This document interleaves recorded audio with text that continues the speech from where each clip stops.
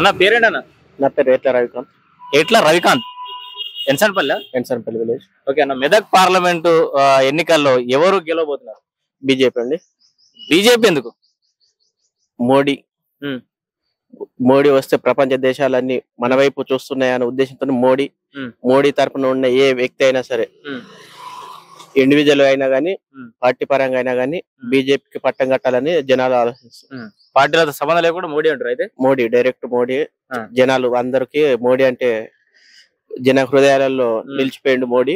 అందుకని ఈసారి కంపల్సరీ ఇక్కడ ఎవరున్నా సరే గానీ పార్లమెంట్ లో మాత్రం బీజేపీ ఉండాలి అనే ఉద్దేశంతో ప్రజలందరూ బీజేపీ ఓటేద్దామనే ఉద్దేశంతో ఉన్నారు. అంటే అసలు ఫోటోలకు ఫోజులు ఇస్తాడు, దేశ విదేశాలు ఇప్పుడు మీరు అన్నారు చూడు, మలుపు తిప్పుకోవాలి కానీ కేవలం ఆకర్షిస్తే సరిపోతుందా? అభివృద్ధి ఏమైనా జరిగిందంటవా? ఎన్నో జరిగినాయి. కరోనా టైంలో కరోనా వ్యాక్సిన్ సృష్టించి ప్రపంచ దేశాలకు విరాళంగా ఉచితంగా ఇచ్చిండు.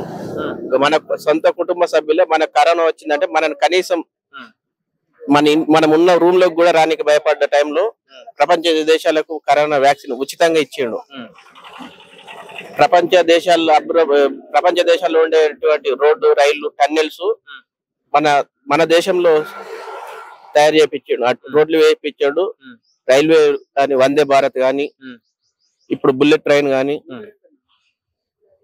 ఉగ్రవాదులు ఎక్కువగా ఉండే జమ్మూ కాశ్మీర్ లో అక్కడికి రవాణా సౌకర్యం లేని ప్రదేశంలోకి అతి తొందర 4 గంటలు 5 గంటలు పోయే సమయాన్ని గంటకు 45 నిమిషాలకు తగ్గించేటువంటి చిన్న బ్రిడ్జ్ వేపించి ఎన్నో సౌకర్యవంతమైన పనులు చేశాడు. సో ఇలాంటి అంశాలన్నీ జాతీయపరమైన అంశాలు, మిగతా నార్త్ సైడ్ జరిగినాయో సరే, మన రాష్ట్రంలో ఏం జరిగిందనే విషయం పక్కన పెడితే ఇవన్నీ అంశాలు మన తెలంగాణ ప్రజలు లెక్కలు తీసుకునే అవకాశం ఉందటవా? వాళ్ళకి ఐడియా ఉందా? ఇవన్నీ చాలా మందికి అవగాహన ఉంది. అందులో ఇప్పుడు మా ఎంపీ అభ్యర్థి రఘునందన్ రావు చాలా రోజుల నుండి అందరికి సుపరిచితుడు. ఇప్పుడు ఇక్కడ నిలబడ్డ అభ్యర్థుల్లో అందరికంటే ఎక్కువ పరిచయం ఉన్న వ్యక్తి, సిద్దిపేటతోని అనుబంధం ఉన్న వ్యక్తి. ఇప్పుడు కాంగ్రెస్ తరఫున నిలబడ్డ వ్యక్తి, ఎక్కడో పట్టంచేరు వ్యక్తి, ఏదో మొన్న ఎమ్మెల్యే సీట్ రాక పార్టీని వీడు ఇంకో పార్టీకి పోయి, ఇంకో పార్టీ నుండి ఇంకో పార్టీకి పోయిన వ్యక్తి. కానీ తను ఒకసారి నమ్ముకున్న సిద్ధాంతం గురించి గత 10 సంవత్సరాల నుండి బీజేపీలో ఉంటూ పోరాటం చేస్తూ ఎన్నో ప్రజా సమస్యలను పరిష్కరిస్తూ మల్లన్న సాగర్ గాని, ఇంకేదైనా రైల్వే బాధితులకు గాని అండగా నిలుస్తూ అందరి దృష్టిలో ఉన్నాడు. కావున రఘునందన్ రావు కంపల్సరీ గెలుస్తాడు. అంటే రఘునందన్ రావు సుపరిచితుడు అంటున్నావు. ఇప్పుడు ఇటు వెంకటరామరెడ్డి కూడా ప్రతి రైతు నాకు తెలుసు అంటున్నాడు. బీఆర్ఎస్ పార్టీ తరఫున అభ్యర్థి, గతంలో ఇక్కడ కలెక్టర్ గా పనిచేసిండు, చాలా అభివృద్ధి కార్యక్రమాలు చేసినట్టు ఇప్పుడు 100 కోట్లు పెడతా అంటున్నాడు డైరెక్ట్ గా. అదే ప్రతి రైతుకు తెలుసు.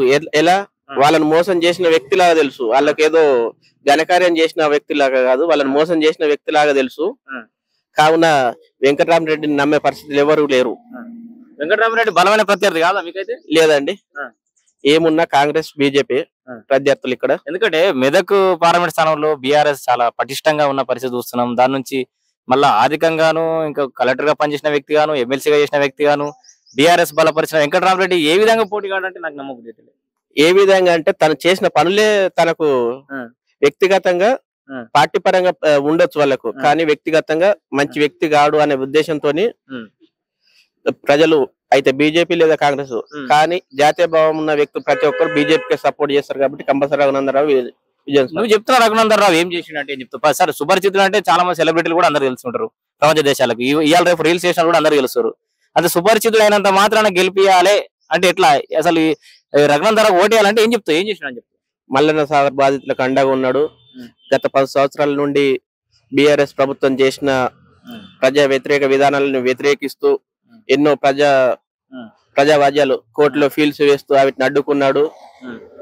కొన్ని రేప్ కేసులలో కూడా వాదించి విజయం సాధించి వాళ్ళకి జైలు శిక్ష వేసే విధంగా చేసిండు.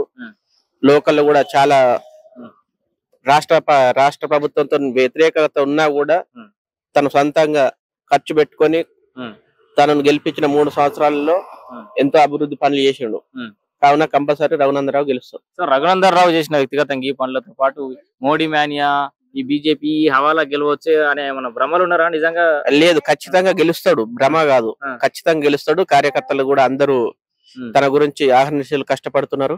ఈ ప్రశ్న ఎందుకు ఉత్పన్నం అవుతుందంటే మీరు ఈయన బాగా 2 ఏళ్లకు 3 ఏళ్లకు దుబ్బాక ప్రజలు గెలిపించారు, మళ్ళీ అదే దుబ్బాక ప్రజలు 2 ఏళ్లకే బోర్ కొట్టిండు కదా, మళ్ళీ మీదకి ఎట్లా గెలిపిస్తారు అంటే 2 ఏళ్లకే బోరు కొట్టిండంటే రాష్ట్ర ప్రభుత్వం తను చుట్టూత సిరిసిల్ల గాని, సిద్దిపేట గాని, గజ్వేల్ గాని, అటుపోతే మెదక్ గాని ఉన్న చుట్టూత ఉన్న 4-5 నియోజకవర్గాలు గత ప్రభుత్వంలో టిఆర్ఎస్ ప్రభుత్వాన్ని కావున వాళ్ళు ఏదున్నా వాళ్ళ చుట్టూతనే చేసుకున్నారు. కానీ తనకు ఎటువంటి నిధులు ఇవ్వకపోవడం ద్వారా తను కేంద్రం నుండి తెప్పించుకున్న నిధులు తెప్పించుకొని నేషనల్ హైవేస్ వేరే జాతీయ ప్రాజెక్ట్ లేదంటే అటువంటి చేసిండు.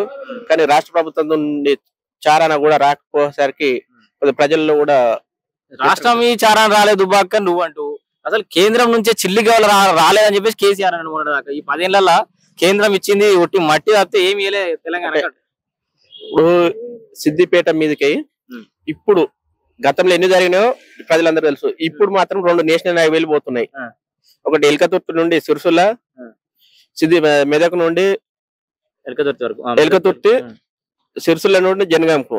అవి నేషనల్ హైవేల, రాష్ట్ర ప్రభుత్వ హైవేల వాళ్ళకి తెలియాలి.